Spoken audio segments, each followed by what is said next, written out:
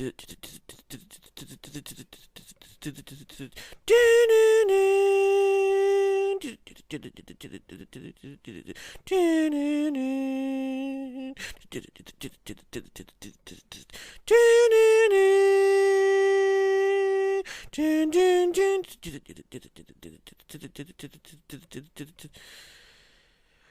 Dares Wins, aka The Final Option, a 1982 British military counter-terrorist action thriller.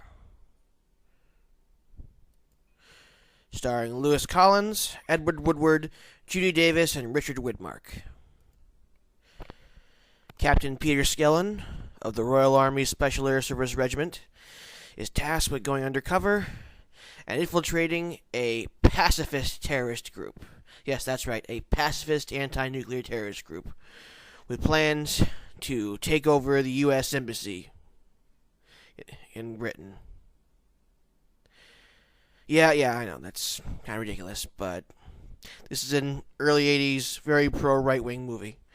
But yeah, anyway, so the leader of the group, the terrorist group, is this American chick named Frankie, and her and Skellen, obviously have a little bit of a thing, even though Skellen's married. But yeah, so Skellen infiltrates the group, gains their trust, and eventually, of course, the terrorists take over the embassy, and all the other Skellen's friends in the SAS have to come and storm the embassy, and he helps out. And yeah, the plot. It's not the greatest plot. It's been done. It's done a lot of times since and done better since. So the plot's not exactly very surprising. But all the actors are really good in the roles. They're not great, but they're good in the roles. This whole movie is pretty much a love letter to the British SAS. If you're fans of the Call of Duty series and love how the SAS is portrayed in those series, and if you're looking for good military movies all about the SAS, this is definitely worth checking out. It's like 100 minutes long, but it feels like 90. It's a little slow paced at the beginning, but it doesn't feel like that long of a movie. But yeah, basically, a little backstory on the SAS. They basically started off as a Special Forces unit. It's basically the Royal Army's first big Special Forces unit, in the early years of World War II. And after the war, they were disbanded. And then after the Munich massacre in the early 70s, everyone was every military was forming their own counter-terrorist Special Forces unit, and the SAS was reformed as that. And during the 1980 Iranian hostage crisis in London, I think it was London. The SAS raided the place, and that's where the idea for this movie came. And the producer of this movie, Ian Lloyd, he was actually first-hand witness of the embassy siege, and basically acquired the rights to this movie and wanted to get it made as a tribute to it.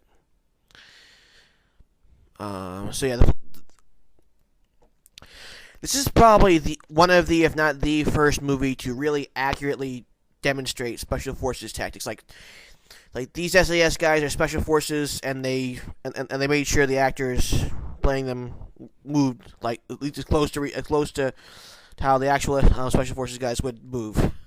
They actually had a former SAS technical advisor, and they did actually spend some time at the SAS base at Hereford.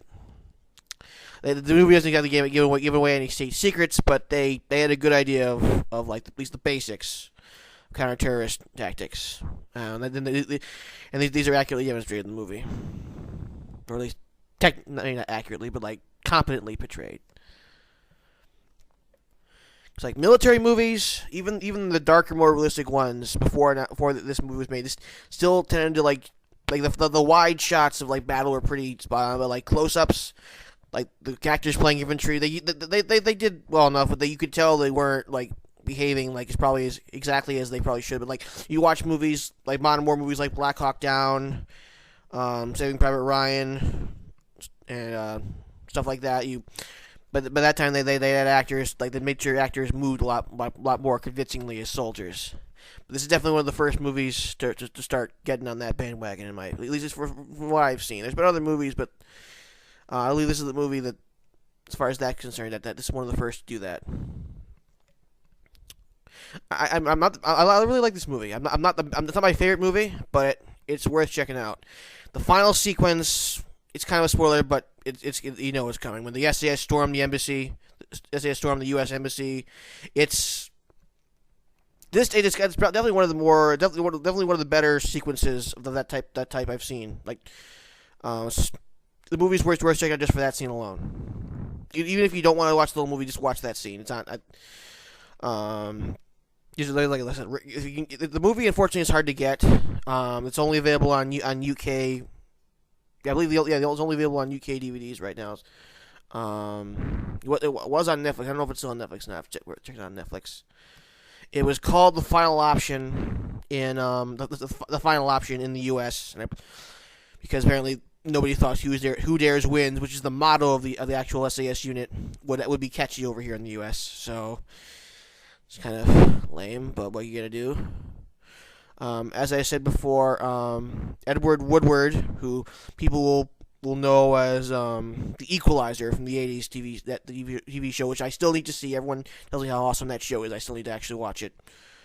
He plays, I believe, a Scotland Yard commander. I'm not entirely sure, but I'm pretty sure that's what he is. He's kind of being as a liaison with the SAS.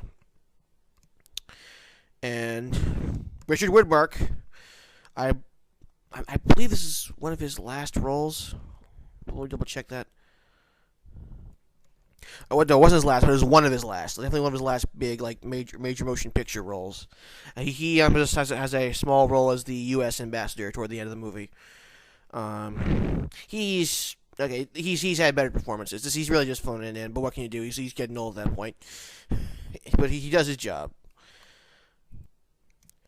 And of course, after mentioning the actual star of the movie, Lewis Collins, he was on the UK series The Professionals crime show, another show I've not seen, but he's supposed to be pretty good. He's one of the lead roles, and he definitely does his job in this movie. In fact, he was actually at one point trying to campaign to become the James Bond. But that never went off the ground. But what would be interesting to see, though, he probably would have been like a pretty decent James Bond. He probably would have. He probably could have been like the Daniel Craig James Bond, like years before we got Daniel Craig James Bond, if he had become Bond. I think. But like I definitely could have seen that. Would have been interesting to see if he had actually done that. But he's pretty good in the role. He was actually in a few cheesy '80s action movies afterwards. His career never really got off the ground, as far as big movies go. I believe he continued to do some TV afterwards.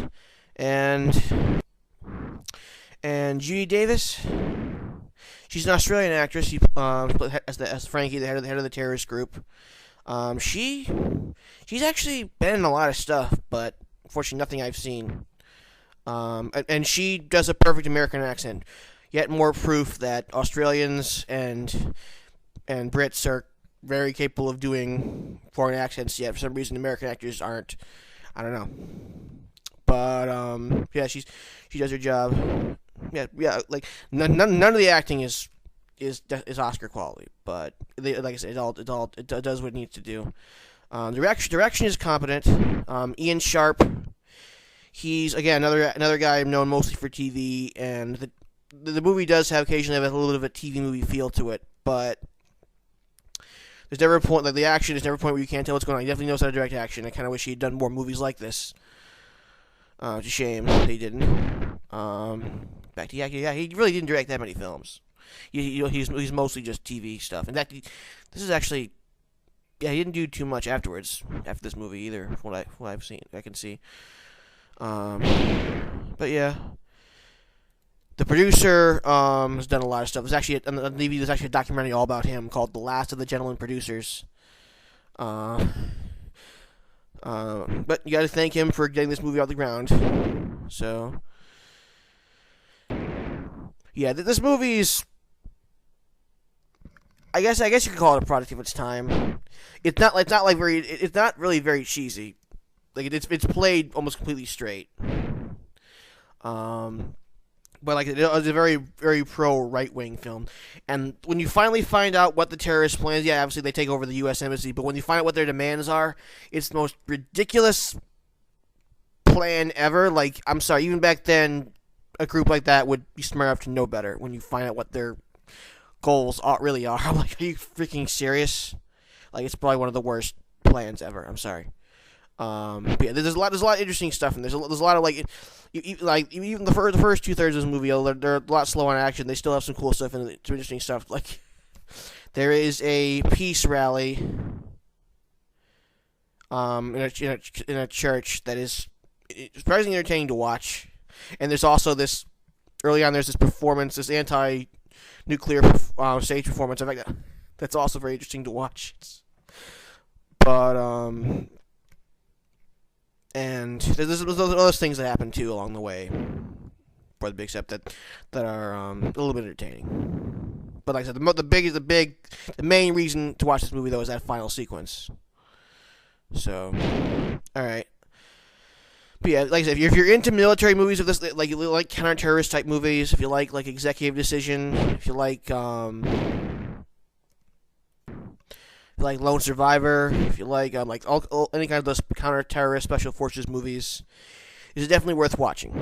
I'm not saying it'll be your favorite, but it's really good to watch it just to see how these kind of movies really first started.